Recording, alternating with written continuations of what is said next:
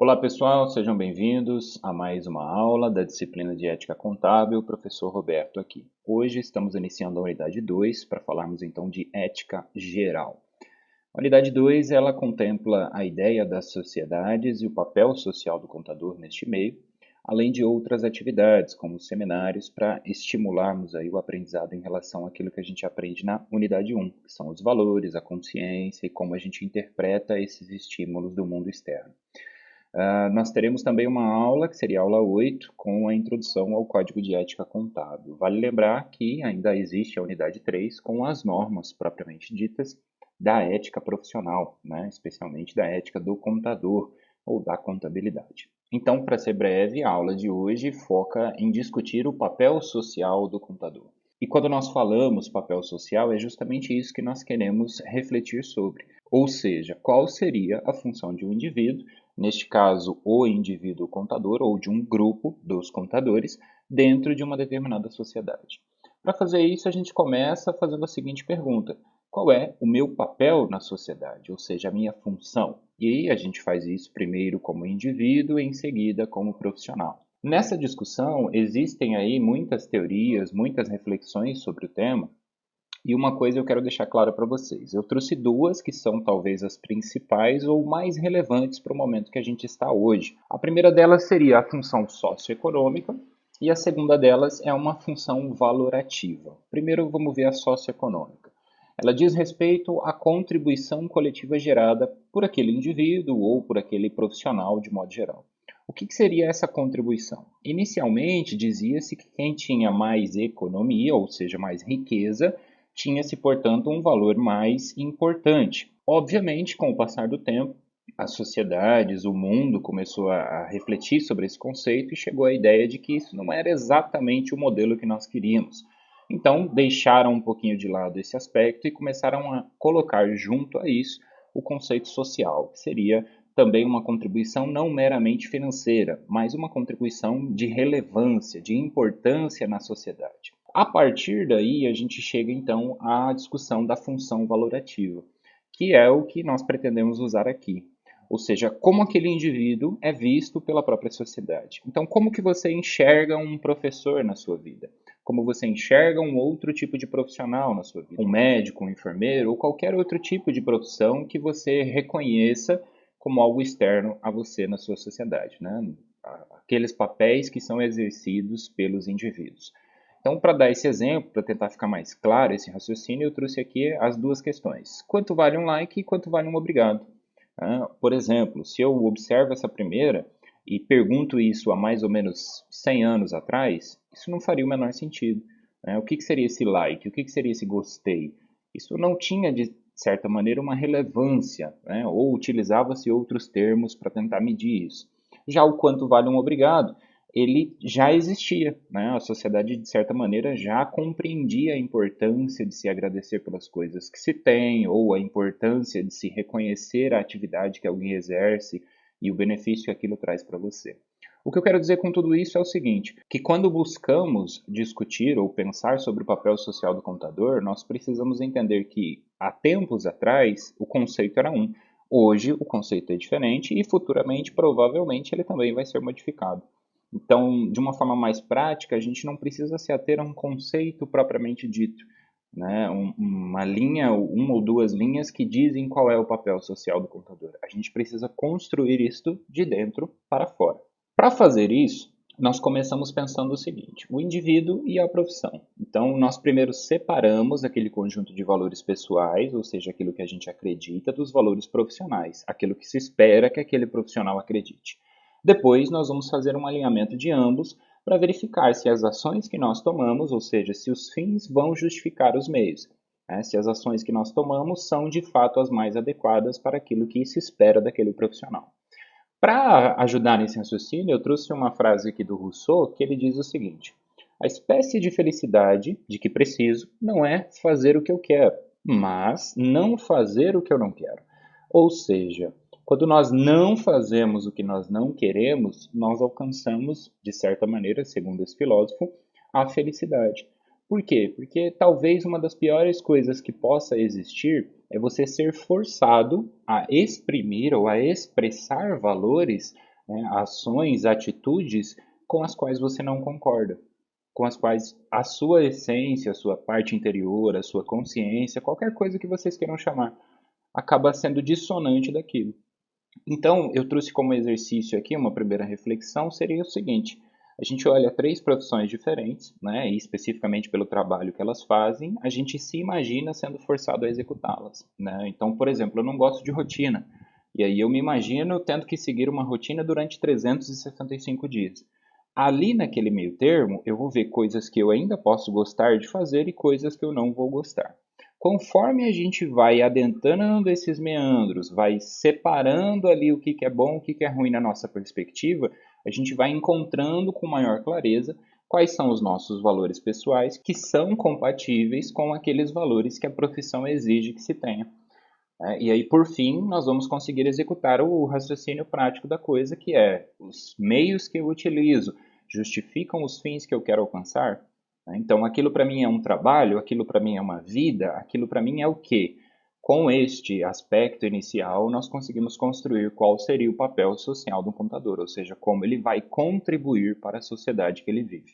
Em seguida, a gente chega à ideia de profissão e sociedade. A primeira coisa que nós temos que lembrar é que a profissão em si possui um valor próprio, ou seja, já se espera daquele determinado grupo um tipo de conduta, e dentro dessa conduta existem ali o conceito de certo e errado, né? O que pode e o que não pode ser feito, que tipo de pessoa o contador deve ser. Então, além de atender esses valores, será esperado da profissão algum tipo de contribuição.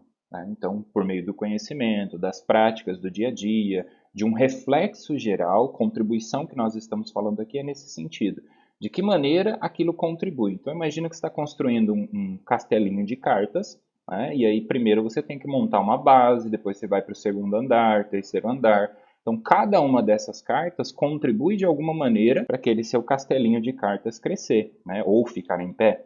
A sociedade é a mesma coisa. Então, quando se coloca uma carta que se chama contador, nesse exemplo análogo aí, ou médico, ou professor, ou gari, ou qualquer outra coisa que vocês possam imaginar, de profissão que a gente tem hoje, inclusive as mais recentes que talvez não existiam no passado, como um youtuber, como um professor de ensino à distância, né, pela internet, enfim. Então, todas essas pequenas cartas têm ali algum tipo de contribuição a ser realizada para a sociedade que ela vive. Então, para efetuar um raciocínio sobre isso, uma reflexão, eu sugiro que vocês façam o quê?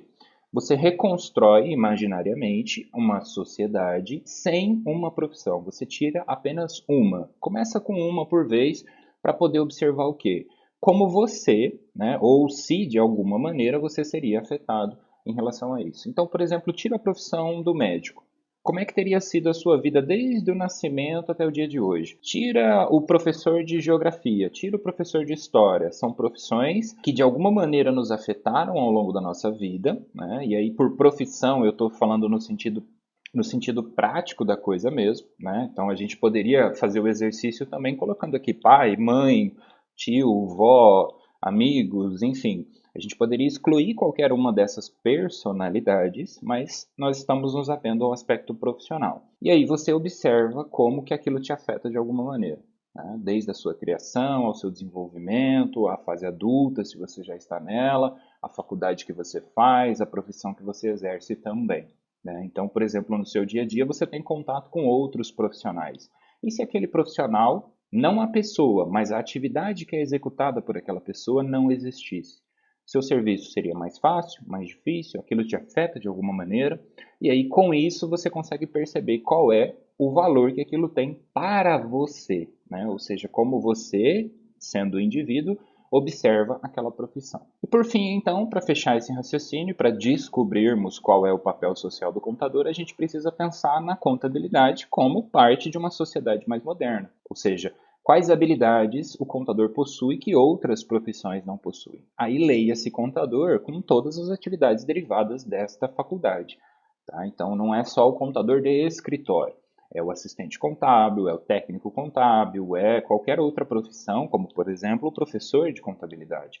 Qual talento ou qual habilidade que aquele contador tem que possuir, que se espera daquele profissional, que outras não são necessárias. Em seguida, a gente observa como esse talento contribui para uma sociedade melhor, para entender por que então esse talento é tão relevante. ou seja, que função ele exerce no sentido socioeconômico, né? Ou seja, social e econômico ao mesmo tempo, e também no aspecto valorativo. Por quê? Porque socioeconômico vai indicar uma visão geral partindo de princípios iguais para todos. Já na função valorativa, você tem uma liberdade de falar assim, não, para mim é mais importante esse aspecto A, o aspecto B, o aspecto C, enquanto que para outro indivíduo, para o professor, isso vai ser outra coisa, vai valer menos, né? Então é a mesma coisa que eu brincava com vocês nas aulas iniciais perguntando qual cor é mais bonita. A função valorativa se associa àquele raciocínio que a gente estava fazendo. Alguém pode falar o azul, o rosa, o amarelo, enfim, qualquer cor.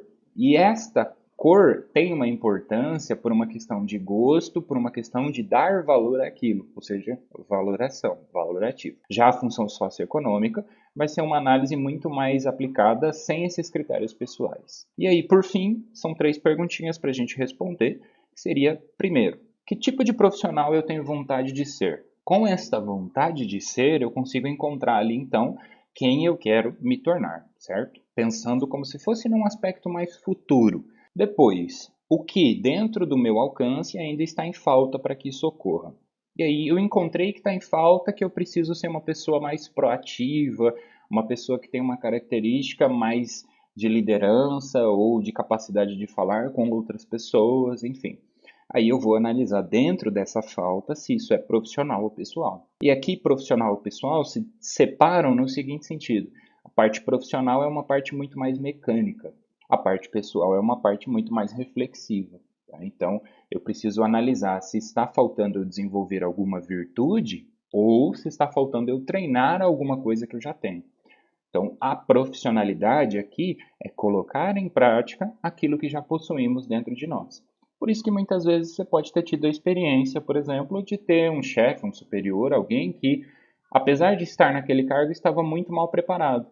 Porque o preparo poderia existir na parte de fora. Ele tinha, ele ou ela, né, enfim, tinha o título, tinha o cargo, mas internamente, na questão de virtudes e valores, não possuía ainda bem desenvolvido esses aspectos para exercer aquela profissão naquele cargo, né, naquela posição de autoridade. E aí, voltando, né, no nosso raciocínio, eu preciso estabelecer um prazo para mim mesmo de quando isso vai ocorrer.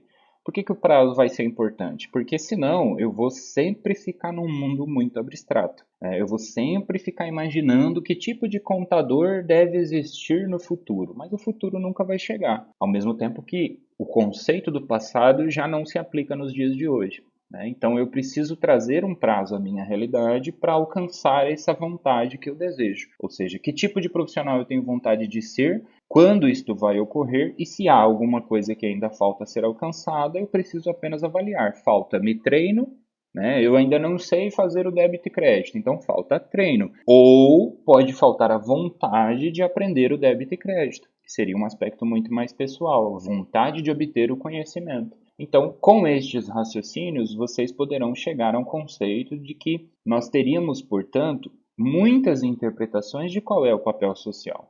Ou seja, qual é a importância que o contador tem para a sociedade e que papel ele deve exercer para gerar a contribuição necessária para a sociedade que ele vive. E isso vai ser, ao mesmo tempo, coletivo, né? Se pegarmos aí e fizermos uma média do que todo mundo acredita, a gente pode até chegar num conceito pré-estabelecido.